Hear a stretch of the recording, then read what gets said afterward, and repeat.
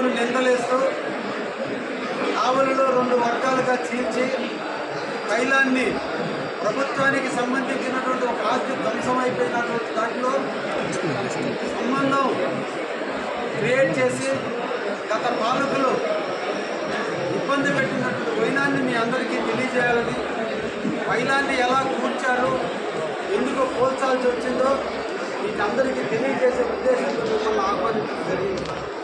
అందులో భాగంగానే 58 కోట్ల రూపాయలతో కావలి ప్రజల దారిని తీర్చేటువంటి కేంద్ర ప్రభుత్వ అనుమతులతో, రాష్ట్ర ప్రభుత్వ నిధులతో, కావలి మున్సిపాలిటీ నిధులతో 3 సంస్థలు ఏకమై కావలి ప్రజల దారిని తీర్చడానికి 58 కోట్లు మంజూరు చేస్తే ఆ మంజూరుకి జ్ఞాపకార్థంగా కృతజ్ఞతగా ప్రభుత్వానికి సంబంధించినటువంటి అధినేతలందరూ వచ్చి నాటి మంత్రిగా పనిచేస్తున్న నారా లోకేష్ గారి నాయకత్వంలో దాని శిలాఫలకాన్ని ఓపెన్ చేస్తే దాన్ని ధ్వంసం చేసి ఆ పథకం వెనక 58 కోట్ల రూపాయల కుంభకోణానికి నాంది పలికి డిస్ట్రిబ్యూటర్ ఛానల్కి సంబంధించినటువంటి పైప్ లైన్లో 83 కిలోమీటర్ల పైప్ లైన్ని తగ్గించుకొని ఆ డబ్బుల్ని వేరే అకౌంట్లకు మార్చుకొని దాదాపు 13 కోట్ల రూపాయల నిధులని దుర్వినియోగం చేశారని సందర్భంగా తెలియజేస్తున్నారు. అది ప్రజలకు గుర్తు రాకూడదు. కావలి అమృత పథకాన్ని ప్రజలు మర్చిపోయేందుకే ఈ పైలాన్ని కూల్చారని, దీనికి ప్రెస్ క్లబ్ని వాడి పత్రికా విలేకరుల్ని పాపం తెలియనటువంటి వాళ్ళని ఆశలు పెట్టి ఆలోచనలు డైవర్ట్ చేసి అర్ధరాత్రి కూడా పంచాయతీగా పైలాన్ని సంఘటన మీద పోలీసు విచారణలో వాస్తవాలు వెల్లడైతే దాన్ని పక్కదారి మళ్లించేందుకే ఆ విషయాన్ని మీకు తెలియజేయాలని ఆలోచిస్తూనే ఈరోజు ఈ పైలాన్ని విషయాన్ని మేము ముందు పెడుతున్నాం.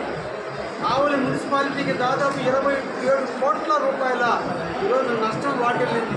అమృత పథకం ముందుగానే ఓపెన్ అయి ఉంటే ఈరోజు ట్యాంకర్ల మీద 9.5 కోటి, ట్యాక్సీల మీద 4 కోట్లు ఈరోజు వేస్ట్ అయ్యి ఉండేవి కాదు.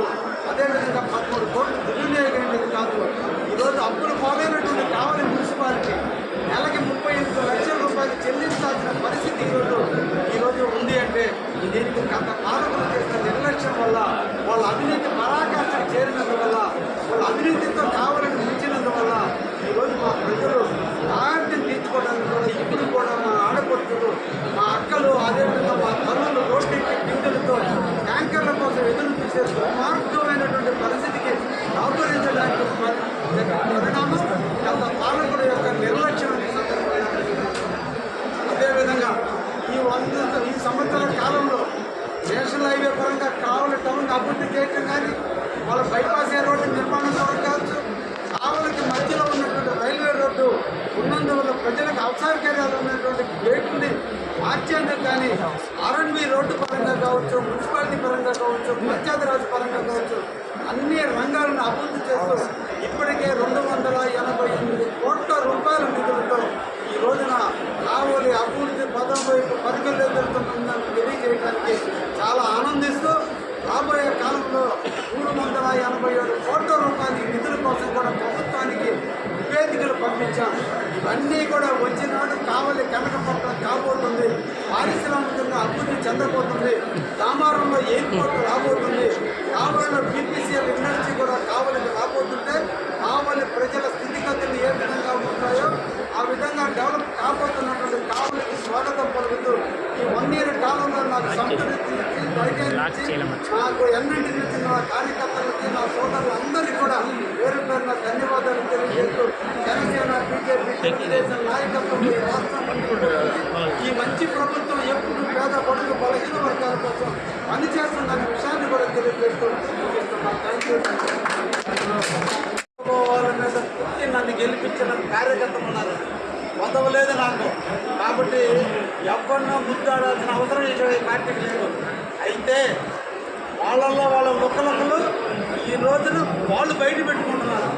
కాబట్టి ఈ బయట పెట్టుకున్నలో మేము రాబట్టుకునే క్రమంలో విషయాలు అవతల నుంచి చేరవేస్తున్నప్పుడు తీసుకోవడం తప్పుగా. ఎందుకంటే గతంలో జరిగిన విధ్వంసం బయటికి రావాలంటే అటువంటి వ్యక్తులు అక్కడ ఉండాలి, వాళ్ళు చెప్పినవి వినాలి.